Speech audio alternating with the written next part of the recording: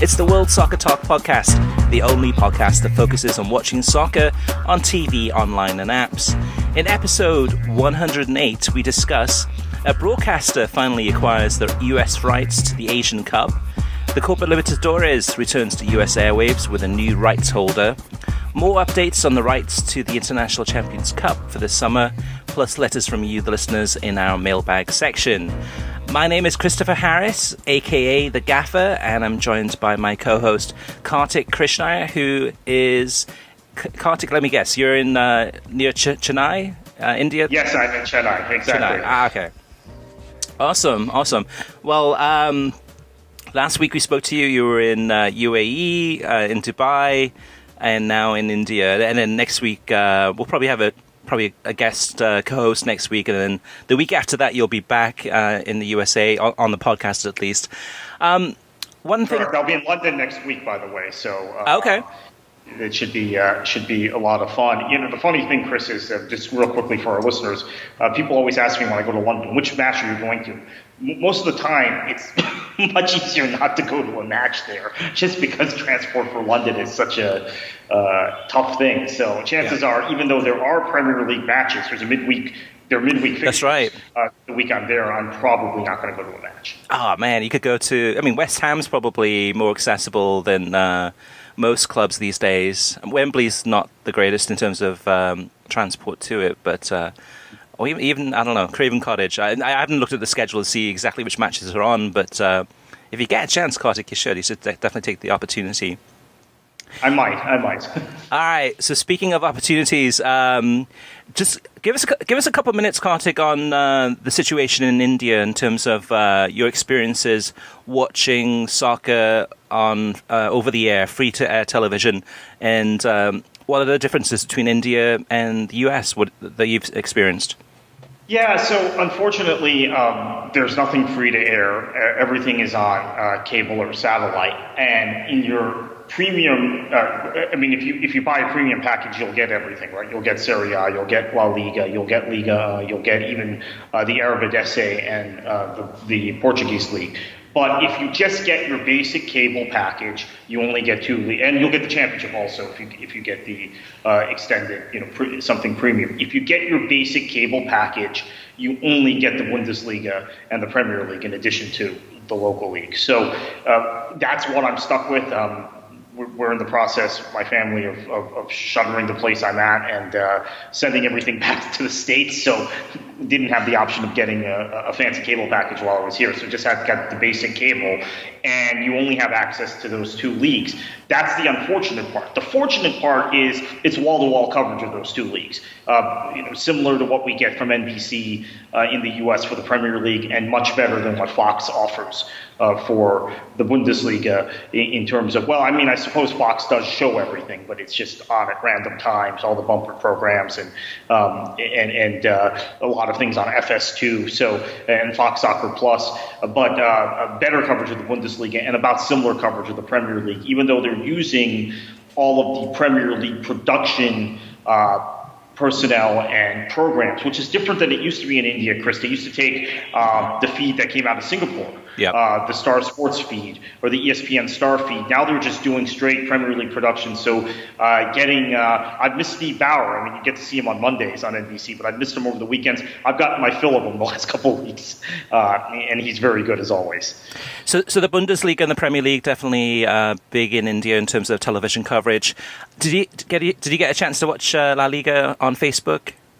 I did, and that's the only way you can see La Liga now is via Facebook Live, which is actually more accessible in a way because if you're at any IP address in India, you're not geo-blocked. And it was the international feed, it was the world feed. I'm actually hoping with this new Facebook deal, or not Facebook deal, sorry, this new YouTube deal with the lower divisions in Spain, that next time I come to India, I can watch that as well. But it was good quality streaming. The internet here is very fast. It's faster than the internet I have in the States. So I was able to watch that, but it's the international feed, and it just I don't know with it, and again, they're cord cutters in India, just like they're cord cutters in the States. But it's just weird when you have two leagues that are constantly on television, and then you have La Liga, which is a comparable league, maybe even a better league in terms of actual quality of play, that's stuck on Facebook. It just has this weird feeling, if you know what I mean. It just seems like a very minor. It makes La Liga seem very minor league compared to the Bundesliga and Premier League, at least in the way it's covered in this country. Interesting. Okay. Yeah. Thank you, Kartik, for that insight there. It's definitely interesting to hear. I'm always curious about the experiences overseas, how it is different than the US. And in many ways, we're very fortunate in the US in terms of the types of coverage that we get, the variety, and the amount of coverage that we get. We can practically get any league from around the world.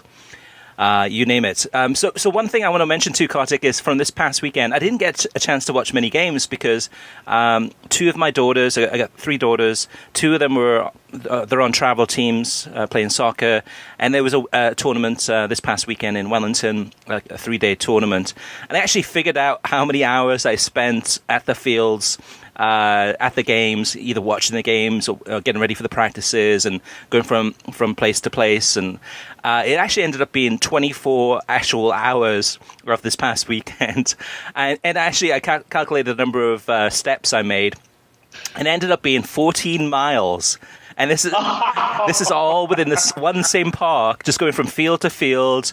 Go into the car to get some sunscreen or some water or whatever it may be. While your daughters play, do you pace or do you? I pace, yeah. Okay. So that's the other thing too. I don't like sitting, especially when I'm watching a game.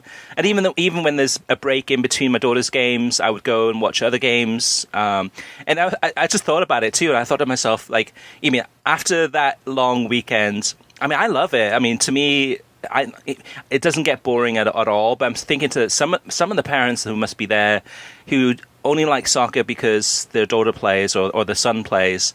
It must be just boring as hell for some of them. But for me, I actually enjoyed it and got a lot of exercise and some fresh air and got to watch a lot of soccer. But what I didn't get to watch is all these Premier League matches. And Kartik, did you get a chance to watch the two big ones on Saturday, whether it was the Liverpool Crystal Palace match or the Wolves match with all those goals going in? Yeah, I got to watch both matches, and Claude Puel is very much on the brink now with Leicester. I think the significant thing is, people will look at Liverpool conceding 3 goals, but I think the significant thing is that they found a way to win this sort of match. This is the kind of match they've been losing in the past, or dropping points, right, and giving up late equalizers and those sorts of things. And without Wijnaldum, their midfield doesn't quite work as well as it does with him. We know that. So I wouldn't read too much into it. I know the media, both the media I see on the Premier League productions and in India, and as well as I'm sure NBC in the back home, badly want a title race and badly wanted to play this up. Yes, there is a title race, but I still think Liverpool is firmly in control. That's my opinion. I'm not sure how NBC is looking at it, but I know that the crew with Steve Bauer and company here that we get in India really felt like, okay, this is a sign Manchester City has an opening.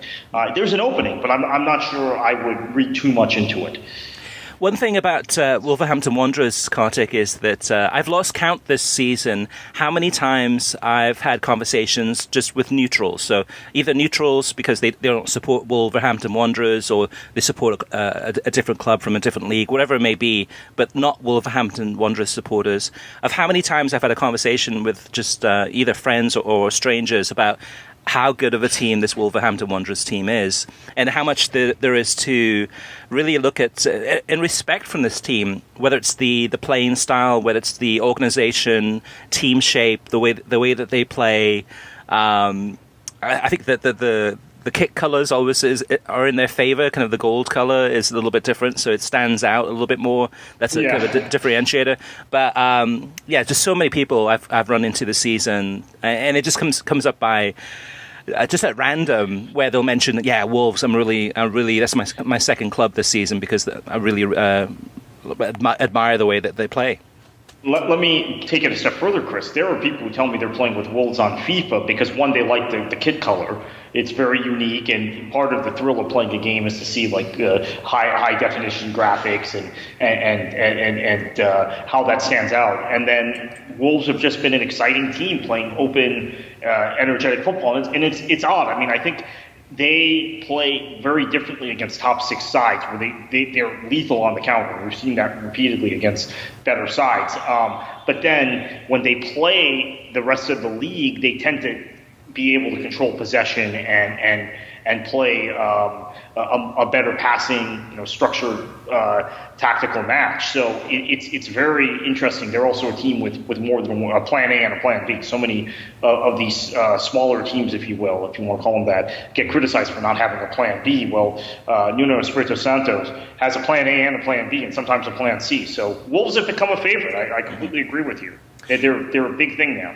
So my match of the week, Kartik, I didn't get to watch as many matches as I would like. I probably saw about half a dozen or so.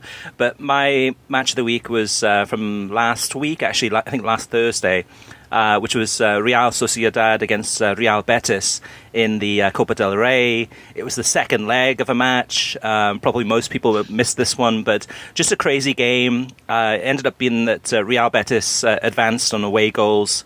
The match ended 2-2, but just back and forth. I think Real Sociedad were in the lead, and then Betis came back with an equaliser, and then Real Sociedad went ahead again, and the Real Betis scored a later equaliser to then advance on away goals. But just a really good level of football and just an entertaining match and passionate crowd too. And Real Betis move on to Copa del Rey quarterfinals, I believe they're in this week. And the second leg next week. I definitely enjoyed that one. My pick of the week, Kartik, in terms of predicted pick of the week, or the game I'm looking forward to the most this weekend is Accrington Stanley against Derby County in the FA Cup. This one's on Saturday morning at 7:30 a.m. Eastern Time. And this one is interesting for me, Kartik, on a couple of different levels. One is, of course, it's a lower league team against a higher league team. But the second of all, too, Accrington Stanley, as you know, have gone through, a tough history. One of our colleagues, or a former colleague of World Soccer Talk, somebody that both you and I know, Kartik, Simon Evans, who writes for Reuters and used to live in Miami, and someone we got to know very well, has been on this podcast a couple of times, too, I think. And he's from that area, so I think I'm sure he'll be at that game. But really a great story and a chance here for kind of a David versus Goliath match. Derby's looking good though too, so Derby probably will win this one, but you never know. But at the end of the day, really quaint, small grounds in Lancashire. I'm looking forward to this one on Saturday morning. So how about you, Kartik? What was your match of the week, and what's your pick for this weekend? Match of the week was Spurs and Fulham, or Fulham and Spurs at the Cottage. Spurs, no son. He's gone to the Asian Cup, and South Korea is now in the quarterfinals. Harry Kane is out for however long, 4 to 6 weeks. Lethal blow to their title chances. Dele Alli gets injured in this match. They fall behind 1-0. They come back. Great equalizer great winner from Harry Winks, and the player who put in the cross, I can't even remember. I think he's a youth player who Pochettino had to, or former youth player who's come through their system, who Pochettino had to dress and then had to throw on after Dele got injured and provided the winner. So there is. And this is why I think Pochettino is so attractive to Manchester United and to Real Madrid. There is a spirit and a sense of purpose within that squad, and there are drop-offs when they don't have certain players, but there just seems to be always a resourcefulness. We always hear about how Spurs aren't very deep, right, Chris?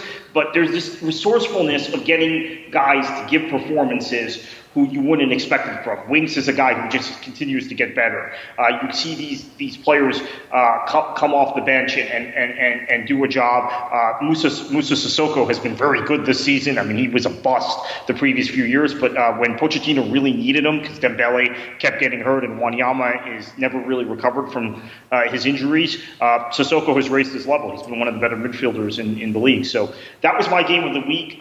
Coming up this week, I have a similar pick to yours. It's Barnet and Brentford, which is a Monday night FA Cup match, right. The final match of the round. Barnet, improbably gets to this stage, just like Accrington Stanley, who you mentioned, and Brentford. It's a bit of a local derby, West London derby. Not that much of a distance between the two clubs. Now, I will be landing at Heathrow just after this match, so this would be a match I would have actually gone to. And Brentford is actually the closest club to Heathrow, and Barnet is not that much further. So, but I'm looking forward to this one. I'm going to be on an airplane, but I will keep tabs on it and get a sense of what happens in that match. And from personal experience too, watching Brentford play in the Championship this season, they're a really attacking, fun team to watch. So that's one I'm going to be watching too for sure. That'll be an interesting match. Absolutely. Kartik, before we move on to TV streaming news, any love for the Bundesliga? Yeah, Derek Ray on the call of Leipzig and Dortmund, which was a very big game and was on live here in India, and it was a critical win for Dortmund. They stay 6 points ahead of Bayern. This was one of the biggest tests because they had to go to Leipzig, and Derek Ray is just so smooth in his calls. I mean, you sometimes forget, and we've seen a lot of him in the studio for NBC, right? This year, particularly on Mondays. You sometimes forget how good he is and how effortless it sounds, and the other thing I'll point out is pronunciations. I take my cues from him. If you hear player pronunciations in certain ways, and then you hear Derek Ray pronounce it differently, go with Derek Ray's pronunciation. There were a couple of examples in this match. I don't want to get into it, but there were 2 or 3 examples of player pronunciations I've heard differently from different announcers, different commentators, and then heard Derek Ray in this Dortmund Leipzig match say it in the way that I think must be the proper way, because he always gets it right. So a real treat to listen to him on this call, and the Bundesliga is back, of course. Yeah, and to me, he's a scholar of the game in many ways, and definitely we're lucky to have him over here. I mean, commentating a lot of the games too for NBC and other broadcasters. All right, Kartik, let's move on to TV streaming news, and I'll have you kick it off. Yeah, FIFA, UEFA, the Asian Federation, the Premier League, La Liga, and the Bundesliga this week have issued a joint statement condemning Be Out Q, and this is the statement. Collectively, we as rights holders in various football competitions condemn the pirate entity Be Out Q, which continues to abuse the operations of rights holders and legitimate broadcasters through its persistent and illegal screening of events for which it has made no effort to secure the rights.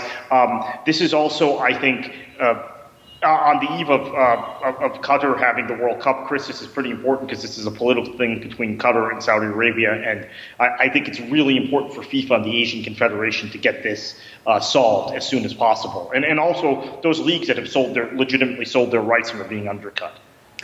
It'll be interesting to see how this plays out, Kartik, because you have, the biggest leagues and the biggest federations and the world's body, FIFA, condemning the Be Out Q and saying, okay, enough's enough. And as we spoke last week too, there's been others that have condemned Be Out Q. So all eyes are on Saudi Arabia and on Be Out Q to see exactly what happens next. And hopefully there'll be a resolution soon, and hopefully Be Out Q will be out of business, because it doesn't help anyone, and it's a bad look for Saudi Arabia. Next up, Kartik, beIN Sports. This is news that actually World Soccer Talk broke on last Friday morning. And it was a story I was holding on to for about a week. I had the news, but we were waiting on one more signature on the contract before I could go ahead and announce it. I didn't want to announce it until the contract was signed. And that is that beIN Sports had acquired the rights to the Copa Libertadores, Copa Sudamericana, and the Recopa Sudamericana. And this is a 4-year deal. It's a huge deal for beIN Sports, especially in the United States, because it's a statement of intent. In the past 6 months, there's been a lot of talk about whether beIN Sports would still be in business. This is a big coup. This is something that Fox Deportes had the rights to. Fox Sports had the English language rights to it, but didn't do anything with it. And we saw too with the River Boca final. all the soap opera, all the drama, everything that had been going on, even the kind of the semifinals. I think Gremio was in it. Some really entertaining matches, and it culminated in a fantastic final, two-legged final on the pitch, and that's where it matters the most. The passion of the fans are great. You mean kind of the story about this fantastic competition is wonderful, but on the pitch is what matters, and it lived up to its promise. Now, beIN Sports has the rights, the English language rights, and the Spanish language rights, which is a big deal. So they've already started broadcasting this week. They had a couple of games on Wednesday and a game on Tuesday, and they're doing some of the games in English and some of the games in Spanish. But over the 41 weeks of this competition, this goes through from January all the way through to November, every game will be either televised or available or streamed through beIN Sports. And this is big news. Also today, on this day that we're recording this podcast on Thursday, beIN Sports has announced globally that they have acquired the rights to Copa Libertadores and actually Copa Libertadores also in Canada, Australia, New Zealand, 24 territories in the Middle East and North Africa. So this is a huge global deal, and it's a great opportunity for beIN Sports to kind of really share the love of Copa Libertadores, and for us viewers and people that may have not watched Copa Libertadores and Copa Sudamericana as much as we would have liked to in the past. Now we have no excuse. Now we have access to these great competitions. Kartik, what's your take on this?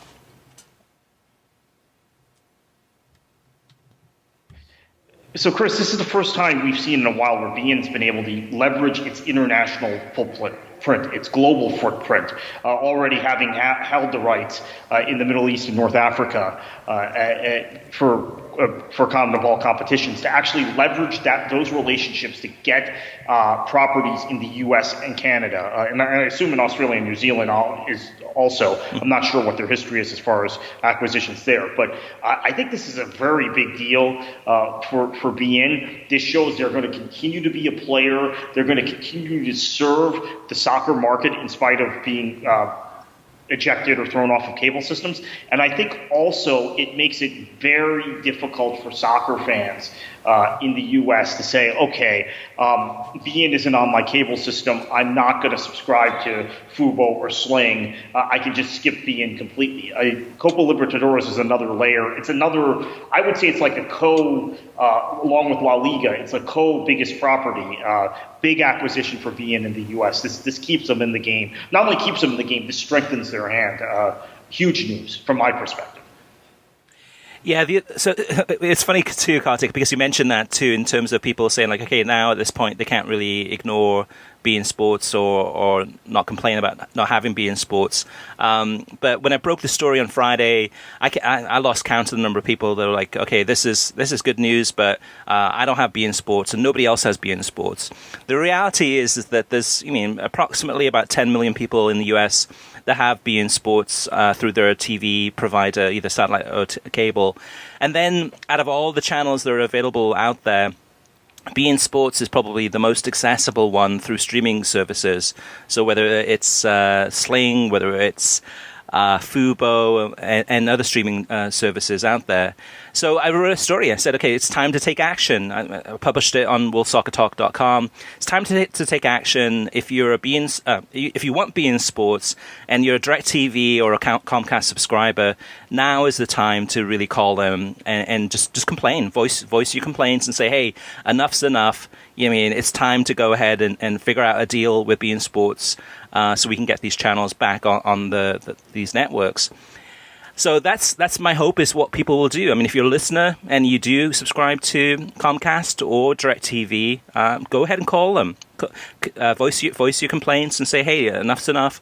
I pay a lot of good money to get all these channels I get, but for whatever reason, you guys don't have beIN Sports. You guys didn't renew the deal. It was the same deal as last time. They're not asking for any more money.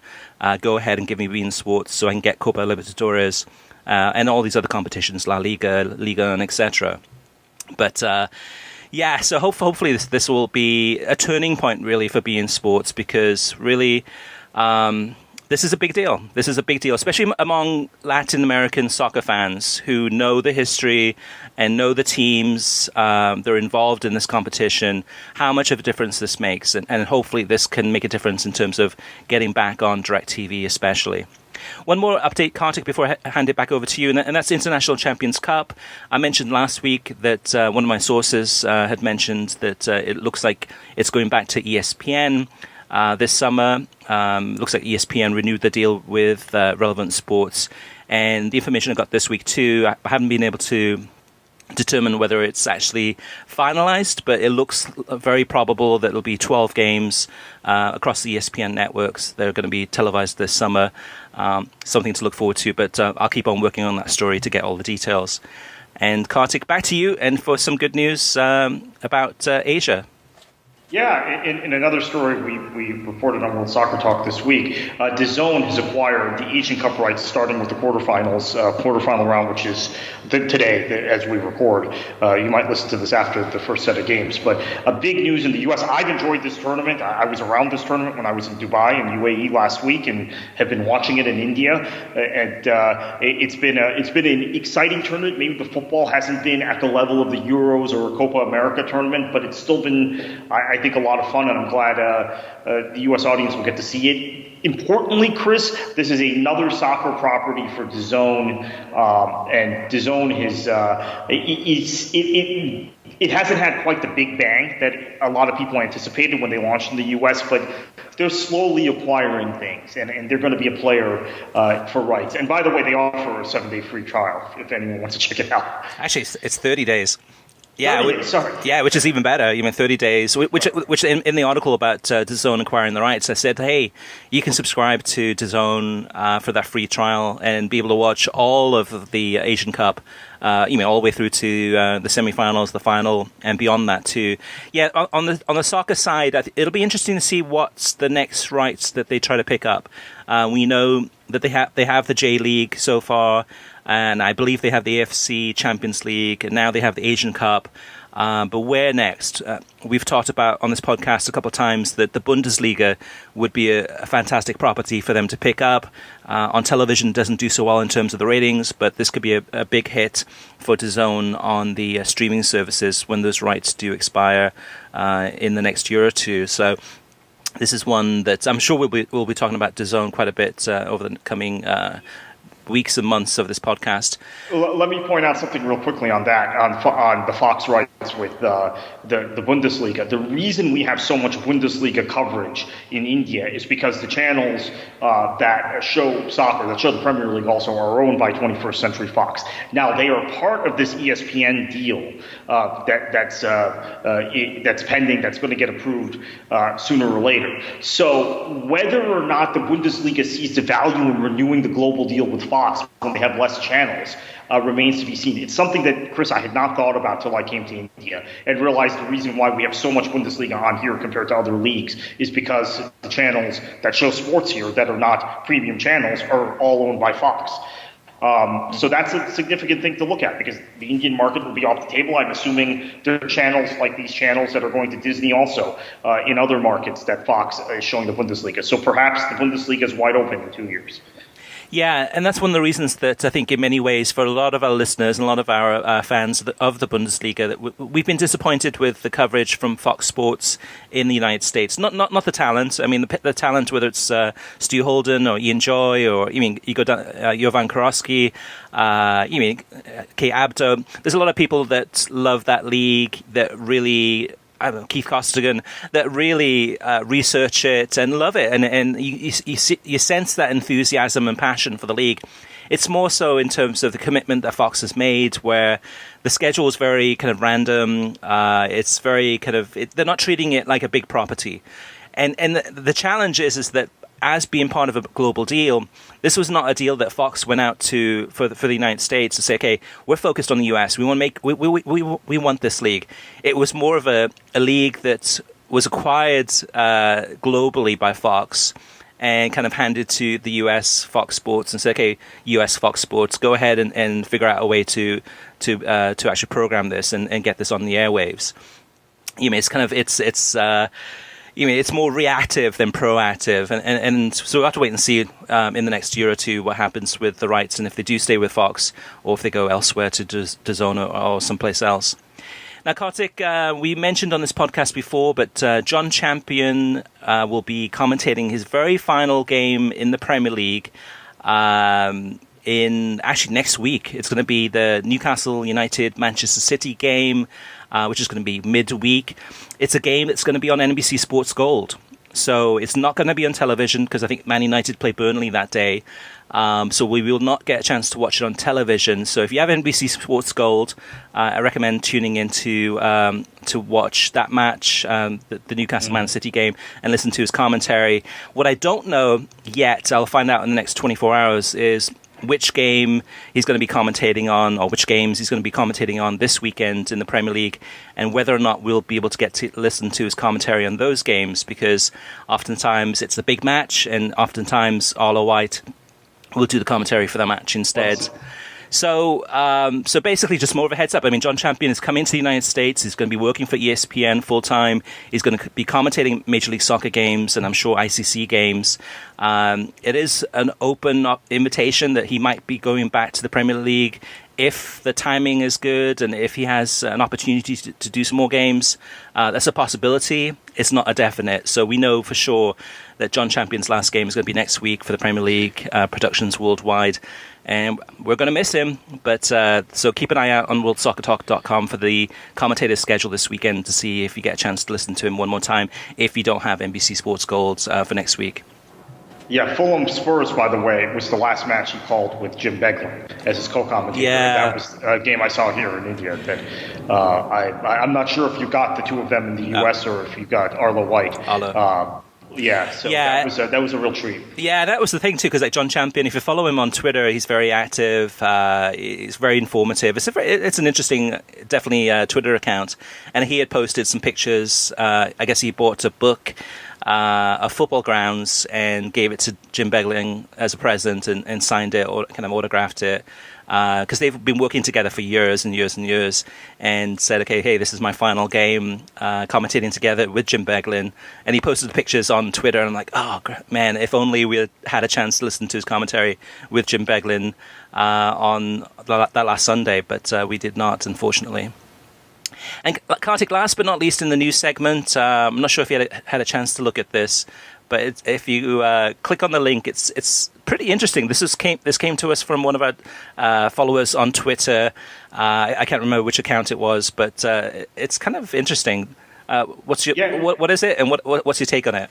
Yeah, so La Liga is looking to optimize scheduling via artificial intelligence. I have to tell you, this thing is fascinating. So since I saw the tweet, my head's been spinning with this graphic, which we'll look at all these different variables, 27 different variables, and the idea of TV audience from the past, attendances, etc., and make the schedule accordingly. Now, this seems like a very logical thing to do, but it's also something that has never been done using AI. Basically, it's been just based on assumptions or personal preferences or whatever, or other considerations. So I think this is pretty fascinating.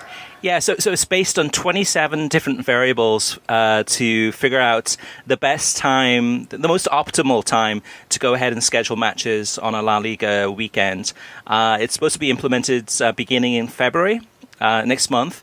It has a 5% margin of error, and it's based on attendances from the last 15 years, as well as TV data for the last 4 years in terms of which matches had the most viewers from the past 4 years, or least viewers, and then also the 6 data scientists working on this project for La Liga. It'll be interesting to see what the results are, Kartik, to see if there's much of a change. If it might be one of those things where they come back and say, well, based on what we see here, the timing of the games is good, which I like the timing of the La Liga games. It's one after another. It's in a long procession throughout the entire weekend. But they might change up some of the timing of the games. Maybe instead of Real Madrid playing, at 2:45 Eastern time on a Saturday, maybe they bump it up to the 12:15 kickoff Eastern time, or whatever it may be. But I like this, Kartik, and I think La Liga's definitely forward thinkers. They're very cutting edge, very innovative, and here's another example of that. So we'll have to wait and see what happens in February to see how that adapts the schedule, maybe ever so slightly. TV ratings, we've got a bunch. Again, we'll list all of them on worldsoccertalk.com in the next 24 to 48 hours on the homepage. The big number that came out from this past week was Arsenal against Chelsea on NBC on Saturday, the 12:30 kickoff Eastern Time. 1.28 million, Kartik. That's a huge number for two big teams, but that's definitely good news there for NBC. Some of the other matches, the US women's national team had their friendly against France on FS1 on Saturday from 2:30 to 4:30 Eastern Time. 214,000 people watched that one. And Hoffenheim against Bayern Munich. The Bundesliga is back, Kartik. We finally got a game where we got to get a number because it's over 100,000. Usually if the number's less than 100,000, it's too low for us to actually be able to obtain that number. But Hoffenheim against Bayern Munich, 110,000 people tuned in on this one on FS1 on Friday from 2:30 to 4:30 Eastern. Because I was out of the country, I'd love our listeners to tweet at me or put in our listener mailbag for next week and tell us how Fox handled that U.S. France match, given that it was a very one-sided match, given that it was a footballing technical display based on the clips I saw from France, and the U.S. was way off the pace. I'd love to hear how Fox handled that, given they're going to be covering the Women's World Cup this summer, and there is a possibility that the U.S. could face France again in the quarterfinals or semifinals, and the same thing could happen. So just curious how they handled that, given their tendencies. Or maybe even the final. It could be a great final. Yeah. All right, listener mailbag. First one up is Gary Genosa, and he says, what is going on with beIN Sports? No more extra at 7 p.m. Tuesday through Thursday, only on Monday and Friday before the locker room. Are things that bad at beIN? So this was sent in before the news was announced that Copa Libertadores rights had been acquired. What I know from my sources is that the studio that beIN Sports uses in West Miami is actually shared. So it's shared with a company called Imagina. Actually, I think Imagina owns the studio. So beIN Sports shares that studio with them. From what I understand is that the big, huge spaceship studio that they've used in the past several years, that looks like it's from outer space, that has been broken down. So that's no longer being used. And instead, they're sharing back and forth. I guess Imagina's using the studio more and more. And beIN Sports is still using the studio, but only portions of it. So part of it's scheduling, trying to figure out when beIN Sports can use it and when Imagina needs it. But we'll have to wait and see if this Copa Libertadores, if that changes things in terms of maybe them getting more of the studio back. But for the time being, it looks like it's going to stay that way, where there's going to be no more extras. The show called The Extra from Tuesday through Thursday. And also, actually, with Copa Libertadores, you've got games on Tuesday, Wednesday, Thursday anyway. So that fills in that primetime slot where The Extra would have been on in the first place. But interesting question, Gary, and hope you appreciate the response there. Next up is Amber, DFW Girl. She posted this on Twitter and said to us, Kartik, it seems you should have a weekly segment called Let's Bash Arlo White. Last few podcasts, you and Kartik love to bash Arlo. I enjoy Arlo's commentary as much as I enjoy Martin Tyler, John Champion, or Peter Drury. And let me say, Kartik, on this one is that I think listeners, Amber included, but listeners should not basically kind of correlate criticism with bashing. So oftentimes you and I, we're always kind of very frank. We will call it the way we see it. We have nothing against Arlo White in terms of a person. He seems like a really nice guy. I think he would be better as a presenter. His skill set is much better in that role. My personal taste for a commentator is not somebody who reads out stats after stats after stats and talks too much. That's not my style. I prefer someone like John Champion or someone like Derek Ray or someone like Martin Tyler that's a little bit, lets the game flow a little bit better. There's pauses in the game. There's silence in the game. So again, it's I mean, we're not bashing Arlo White. It's just that we're sharing our honest criticisms, or we're just communicating. So please don't take this personally. And I think Arlo White actually on Twitter got offended by this and gave a couple of digs at us. And I responded and just said the same thing: is that it's nothing personal. It's just basically that Arlo has a very different style, and it's not what we're used to. Yeah, I mean, I guess it is what we're used to a certain extent in American sports commentary, and I'm kind of two minds about this. I mean, my personal preference, he doesn't fit. He talks too much for me, reads too many stats, etc., all the things you said. But I have to admit that I think there's a certain educational value Arlo White gives to American fans who tend to be newer to the sport than fans from the UK or fans from other parts of the world. So I think that that's an important element of what he does, and as a presenter, I think he's very, very good. The pitch side guests he's always good with. Yeah. So I don't feel like I'm bashing him. I just prefer the commentary style of someone like John Champion or Derek Ray or Keith Costigan's become a favorite of mine, calling Bundesliga matches on Fox. I think there is a value in what Arlo White does. It's just not my personal preference. That's a good point, though, Kartik, too, because you mentioned that in some ways that Arlo really kind of simplifies things a little bit, gives the backstory for the first minute of a broadcast and says, hey, here's what's happening. You mean Arsenal, kind of going through a tough spell of time, and Chelsea, a lot of question marks about the manager and the playing style, etc., blah, blah, blah.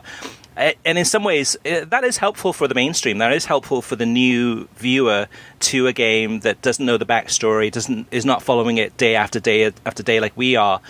Having said that, though, Kartik, it makes you wonder at what point do they say, okay, I think we're at a stage now, we're comfortable, where most of these viewers probably know the backstory.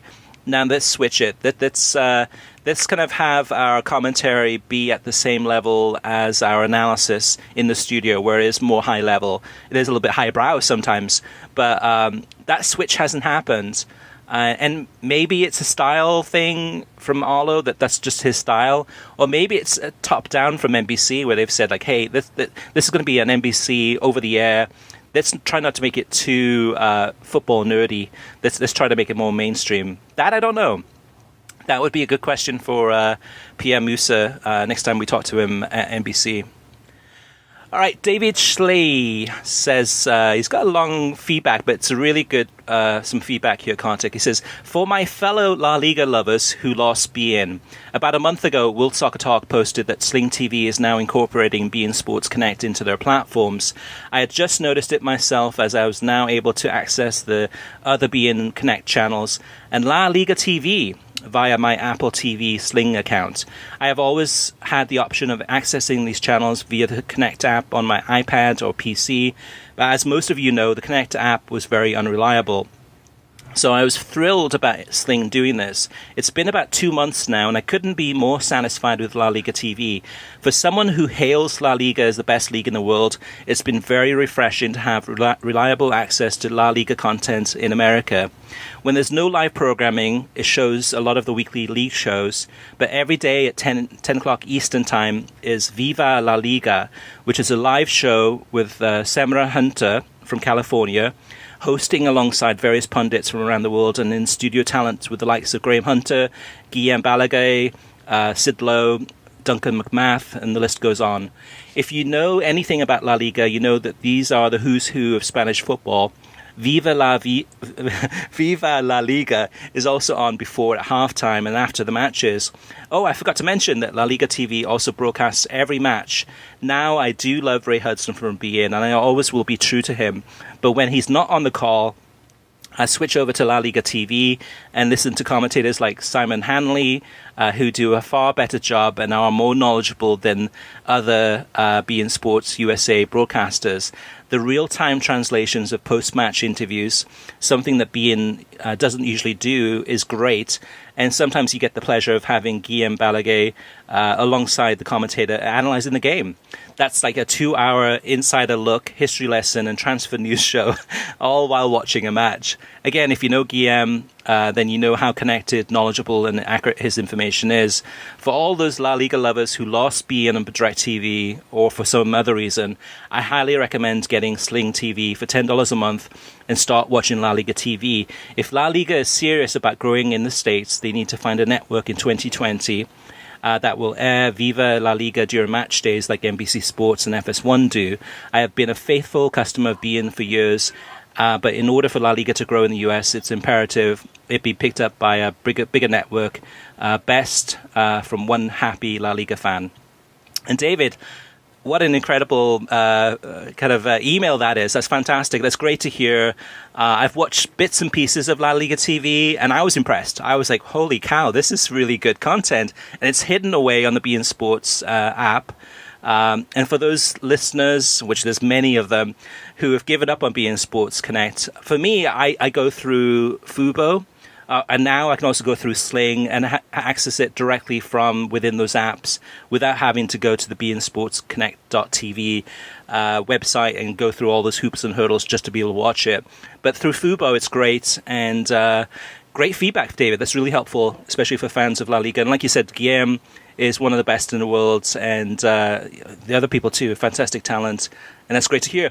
At the same time, though, Kartik, I mean, to me, this is what NBC Sports Gold could be. I mean, they have access to all of this great Premier League content, all this news shows. I think the Premier League productions, I think they have it's like a 24-hour news channel, it's 24 news channel, right. And, yeah. And NBC only shows some of the things, and quite frankly, they're showing it at odd times, and sometimes it's not available on demand. It's kind of clunky. One of the attractions of NBC Sports Gold for me, one of the reasons I've signed up for both years, it's been offered, has been those bumper programs. They don't quite carry what they should.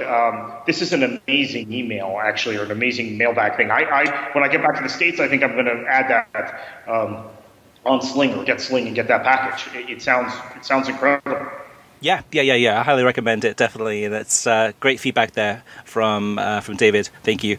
All right, guys, you can always reach us via email through web at worldsoccertalk.com, as well as facebook.com/worldsoccertalk, and on Twitter at worldsoccertalk. Plus, of course, you can always post your comments on worldsoccertalk.com. So if you, like David, have some great tips, some great hints in terms of what's going on, if you have some news tips from within the industry that, hey, Chris and Kartik, how come you're not talking about XYZ? If you have questions about beIN Sports Connect or Sling TV or Fubo or PlayStation View or ESPN Plus, etc., or even the TV networks too, let us know. We'd love to read those out on air. We are here to help you and also to hear your feedback and to hear your rants and raves. And for the most part, I think everything that you guys send in, we go ahead and read out. So thank you again for your feedback. We really appreciate it. Kartik, so what's your schedule looking like in India? Do you have any R&R planned, or is it busy moving? Yeah, it's busy moving, getting things. I mean, we have shippers coming to the house the next few days to box things up and then ship them to the U.S. for us, and then fly out to London and maybe a day or two of R&R there. Well, not really R&R, because London is not an R&R place, but a vacation, legitimate vacation, and maybe catch a football match. As I said, I would have liked to have gone to the Barnet-Brentford match, but when I booked the flight, we didn't know when the FA Cup. I mean, who knew Barnet was going to get this far, and who knew that was going to be the Monday match? But and then back in the States a week from now.